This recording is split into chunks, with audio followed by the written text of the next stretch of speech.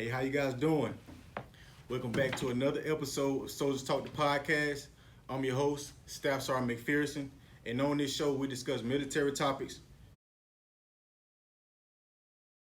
with current and prior service members. Today I have Sergeant Graves with me.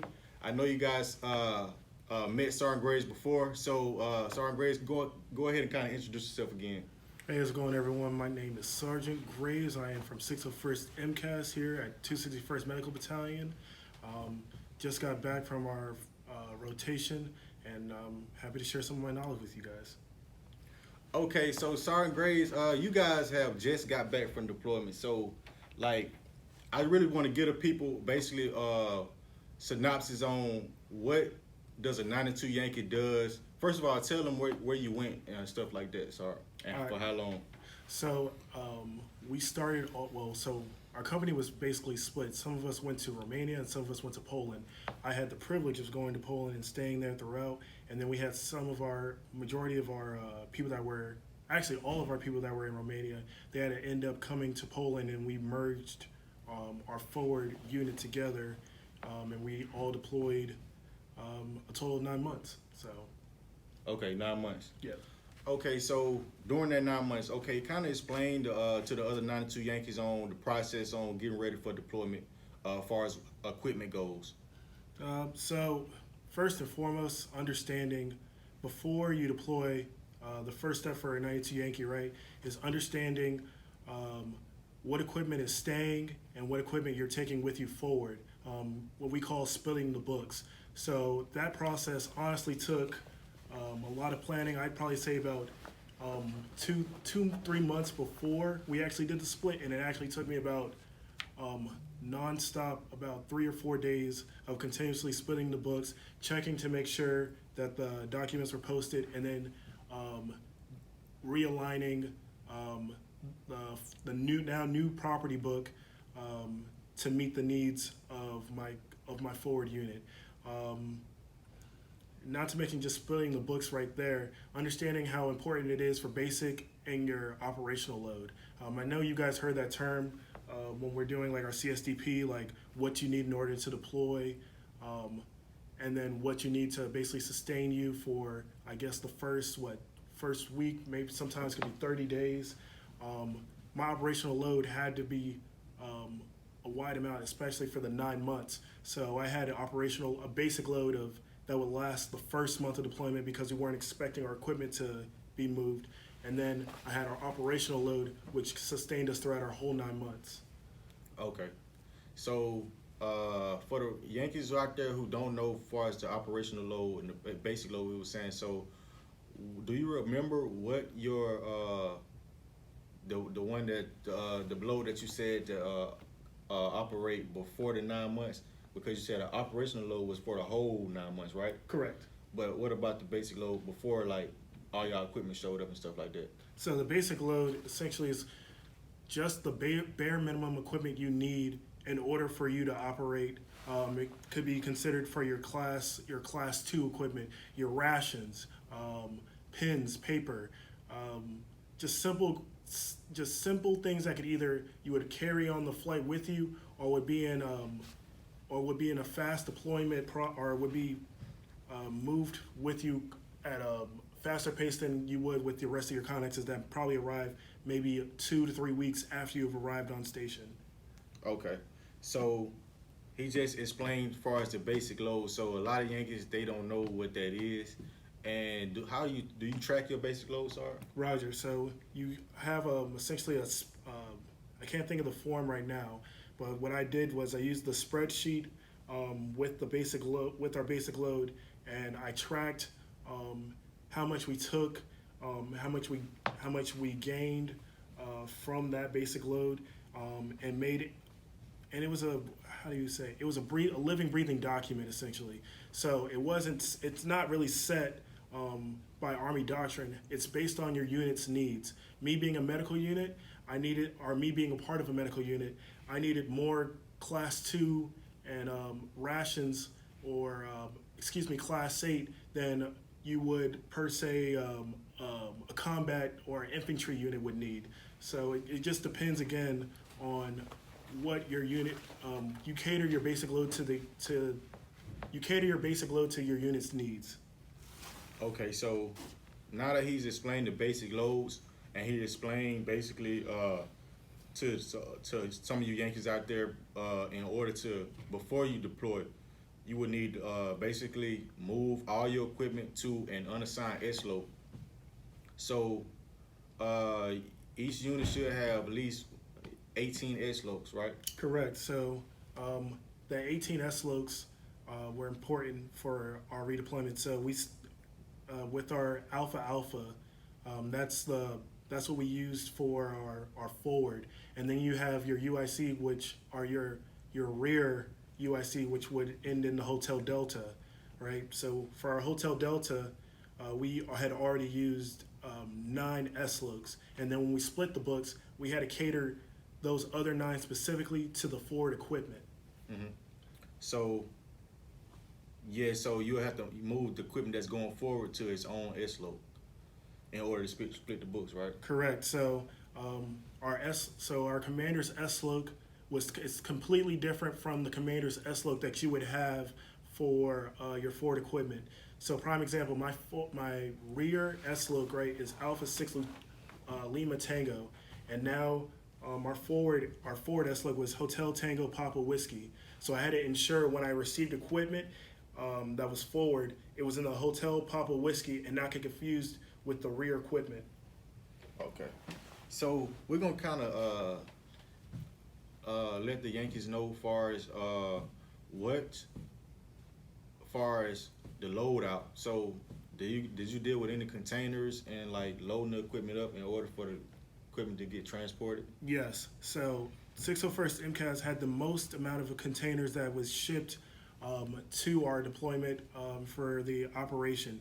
18 containers. And in 18 containers, that was split around 3 platoons. My platoon, my supply specifically had 1 container, but my platoon overall had 4 of those containers. And that included medical supply, just regular class 2 supply, maintenance equipment, and commo, CBurn, and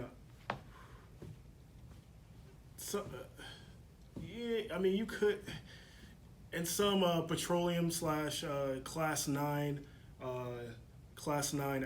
items. So there was a lot of items that had to be distributed out.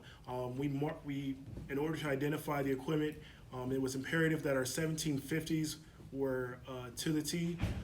We matched it with, essentially, I used the property book to mirror the 1750. So if the equipment was on the property book, I copied off of the PHR onto the 1750, and if it was just like pens and pencils, you had to mark it by if it was a dozen, a box, if it was a each by the quantity, and then that's essentially how we tracked all the equipment going from and to Poland. Okay. So when everything arrived, let them know, how did you conduct monthly reports while you was deployed? Okay, so first and foremost, those first 30 days of deployment are definition of a struggle. We kind of stood up the area that we were at, so there was really no internet set up. There was essentially whatever you brought with you is what you had. So luckily we had equipment for a printer, which was with part of our MC4, which is basically a medical computer, and how you can order supplies attached to the VSAT. And what would happen is PBO or S4 would send us our monthly reports. One would be for the forward equipment and one would be for the rear. Luckily, I didn't have to deal with the rear because obviously I was forward and we had a rear D commander and they had a rear D supply. So we just would identify who our SI inventory was, and essentially it was kind of same business. The only thing that changed was the location of the equipment. Other than that, there was nothing seriously different when it came to the actual inventory. What about sensitive items? So it wasn't no different? So when it comes to sensitive items, um, it's always 100%, 100% inventory. When majority of our SI was hand carried, there was no SI that was left in a Connex for obvious reasons. But the weapons were signed down to the individual user, and then our SI inventory would have to literally put hands and eyes on the equipment and verify it. And for the equipment that was in Romania, and our commander wasn't able to actually sign off the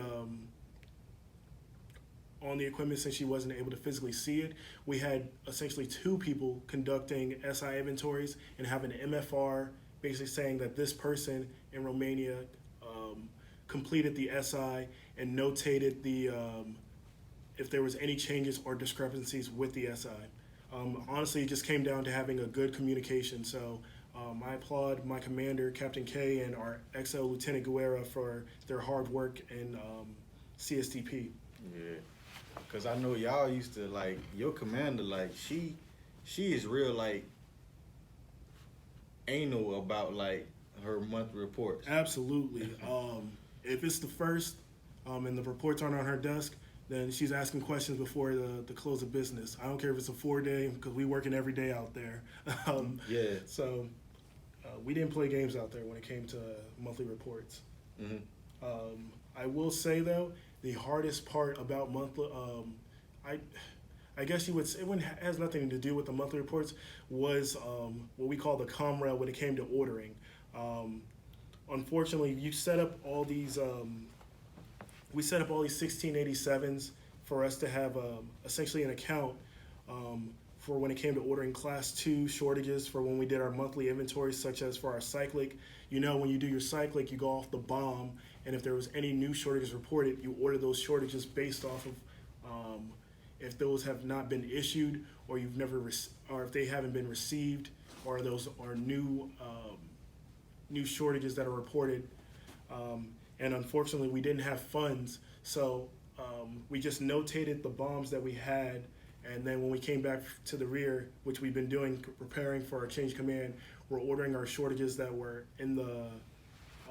that were forward with us, and thankfully, my basic load and operational load sustained us, so that way the struggle of not being able to order supplies wasn't a detriment to the mission.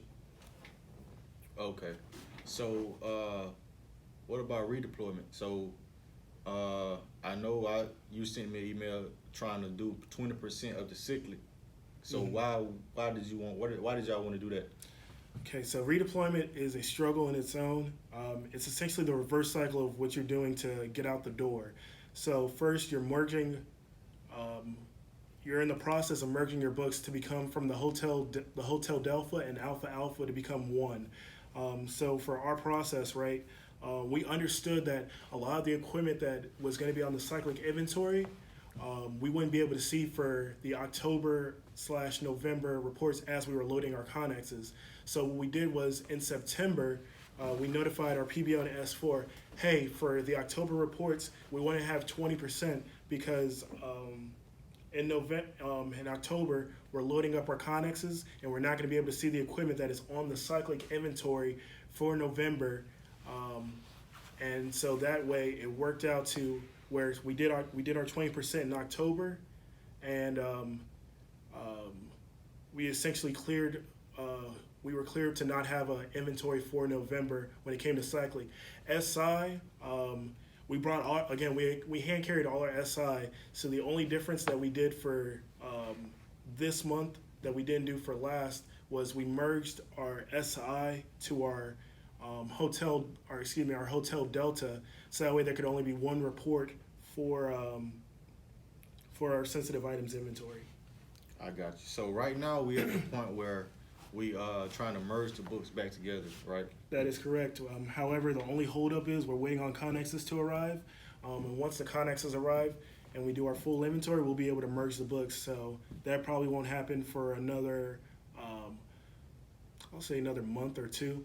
By that time, I'll be on block leave though, so I'll see that when I get back. So when you going block leave though? Next week. Next week, I'm gonna be gone. Holla at your boy. You see me, you don't see me. I thought y'all going block leave like right when y'all get back though. So for us, we have to do some type of we have to do some certain reintegration. That means our post-deployment health assessment, financial brief. I need my money. Hello. We also have some training. Like I need a government computer account for when we get back and we do change of command. There's a little bit of it's about 2 weeks worth of reintegration that needs to be done. We're already a weekend, and so next week we'll be done. And like as soon as we get done with that, I'm taking my well-deserved block leave. So I'm excited. I'm very excited. Yeah, so there you guys go. Sergeant Graves just basically explained to you guys his deployment experience as far as being a 92 Yankee overseas in Poland. So you guys want to see more content like this, or you want to see Sergeant Graves talk about some more of his experiences as a 92 Yankee, let me know in the comments. Make sure you guys like this video. Also, follow the podcast on Instagram. Follow the podcast on Facebook and YouTube. You can spell it Soulja. Talk the podcast.